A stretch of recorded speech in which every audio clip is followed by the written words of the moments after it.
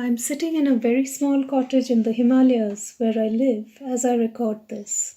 Outside, there's a forest of cedar and pine, and there are three dogs half asleep waiting for a walk, and I have to finish recording this before they wake up. I've been writing fiction for as long as I could form sentences, and if I try to understand why that is, maybe it has something to do with the fact that there were two well known writers in my family when I was growing up, both women. I encountered my mother's aunt at times, the Bengali writer Jyotirmoy Devi. When we visited, I always found her sitting on a four-poster bed with a writing pad on her knee. She used to scare us with her grim silences. The other renowned writer in my family was Moitrey Devi, who was a poet and a novelist. When I was a child, she published her novel that caused a great scandal. Na Honnote, it was called, about her teenage romance with the Romanian intellectual Mircea Eliade. Because of the similarities between the situation of the central character in her book with one of the characters in my book, All the Lives We Never Lived, I translated parts of her novel and they entered my novel so that her characters talked to mine across the years. My book began with one character, a boy with an imagination so intense that he could enter paintings. This boy had been with me for several years in a shadowy kind of way, but nothing felt very clear.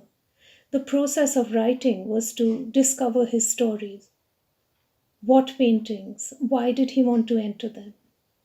I was also looking at that time for some way of articulating my deep unease at the warped nationalism that was taking over my country. At this time, the leap of intuition that a great deal of writing depends upon occurred. I was standing in a museum in Bali before the paintings of the German born Walter Spies, and I discovered he had died in 1942 on the 19th of January. That was the very day my beloved old dog had died, only a few months before. This, apart from the paintings themselves, somehow made me feel we had a connection. And it was at this point that Spies and his paintings entered my novel. In my book, Spies visits India. He meets a boy called Mishkin Rosario and his mother Gayatri, with whom it turns out he has a past connection. As we are told in the first line of the novel, Gayatri leaves her home, husband, and child to run away with Walter Spies. And this is how the book begins. In my childhood, I was known as the boy whose mother had run off with an Englishman. The man was in fact German, but in small town India in those days, all white foreigners were largely thought of as British. This unconcern for accuracy annoyed my scholarly father, even in circumstances as dire as losing his wife to another man.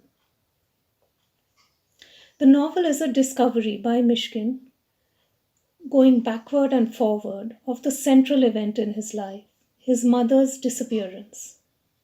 Mishkin, now a much older man, a horticulturalist in a small town, tries to understand how the huge forces of history impacted all of them.